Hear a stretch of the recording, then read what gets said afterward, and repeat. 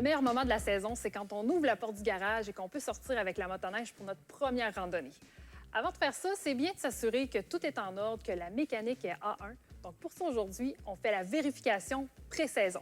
OK, bien Val, on va commencer par enlever le pare-brise de la motoneige. Alors, on a 2 tiges ici à la vergromètre. On tire sur un côté, on tire sur l'autre. Ah mon Dieu, c'est facile. Et OK. voilà. Et le couvercle, si tu regardes. Et voilà, tu peux tout enlever le couvercle et tu as accès directement à ta courroie.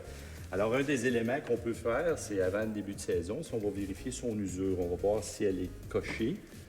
On peut la rouler de cette façon-là. OK. Puis on va vérifier son usure ici pour être sûr que tout est en ordre. On peut vérifier aussi au niveau des liquides du frein. OK. Alors, on regarde ici nos niveaux. On Ça, va c'est voir, on regarde la couleur. Quand on a un beau jaune clair comme ça veut dire que l'huile à frein, elle n'a pas chauffé et est en santé. Et on vérifie aussi le niveau. Tu vas voir les niveaux ici qui vont te l'indiquer, low ou high. OK.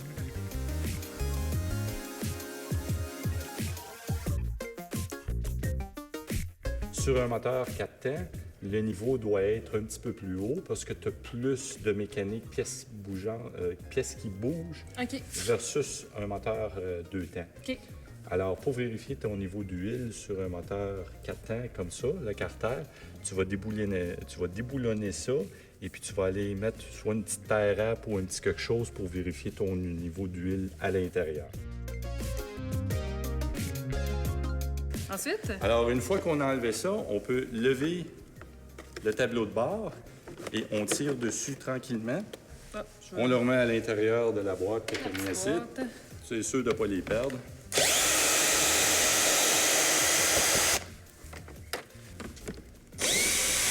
Là, on se met devant la motoneige et puis on tire sur les panneaux. La suspension, il faut vérifier les skis, il faut vérifier les rotules, il faut vérifier aussi si elle a déjà été maganée. Oui, s'il y a des Un boucles. amortisseur, c'est toujours bien centré à l'intérieur des tables, avant et arrière. OK. On va regarder si les tiges ici, on voit de l'huile. Si on voit une accumulation d'huile, tu vois, elle est en santé. On n'a pas d'huile après les doigts. On peut vérifier avec le guidon, voir si quand on essaie de tourner, si les deux, il y a du lousse. Ouais, c'est À ce moment-là, s'il y a du lousse, il faut remplacer les rotules de OK. direction.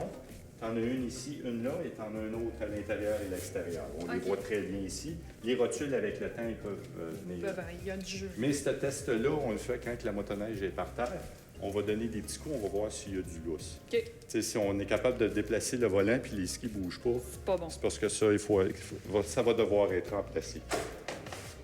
Après ça, on va vérifier les lisses au carbure. Les lisses au carbure, c'est ce qui t'entoure ici. Alors, quand OK. on se passe la main, on voit qu'il y a encore un beau V. OK.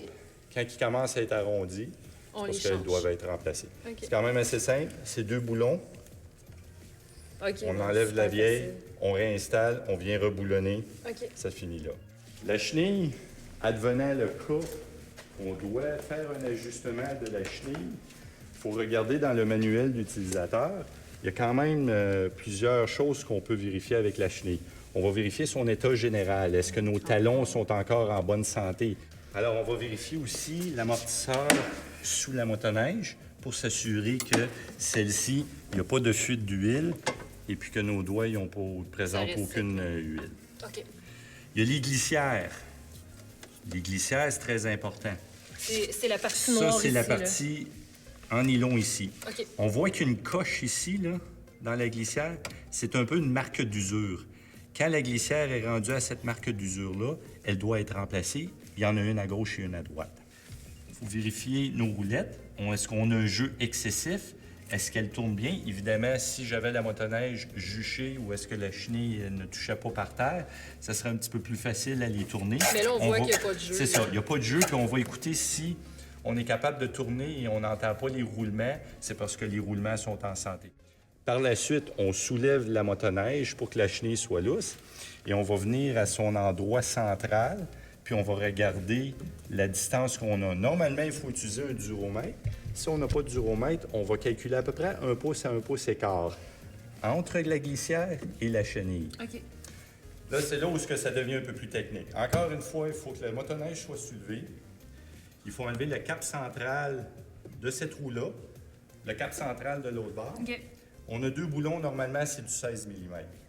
On lousse, on n'enlève pas, on fait juste mettre lousse. Par la suite, avec ces boulons-là ici, on va venir ajuster.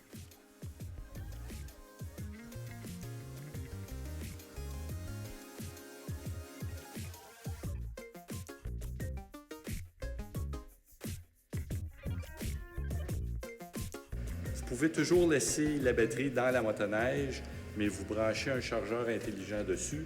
Si vous n'avez pas la place que la motoneige adore dans une grange ou un endroit où est-ce qu'on n'a pas accès à de l'électricité, à ce moment-là, c'est bien de sortir la batterie de la motoneige, mais quand même la mettre sur la charge sur un chargeur intelligent.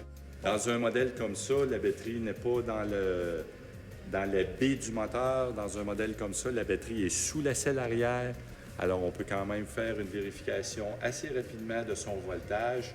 Et comme vous voyez, j'ai ma tige, moi, pour le chargeur qui est déjà prête à utiliser. J'enlève le petit cap qui vient protéger, je mets le chargeur et je suis prêt. Si vous n'avez pas votre Jocelyn à la maison, je vous conseille d'appeler votre garagiste spécialisé ou tout simplement de faire affaire avec un concessionnaire. Je vous souhaite une très belle saison.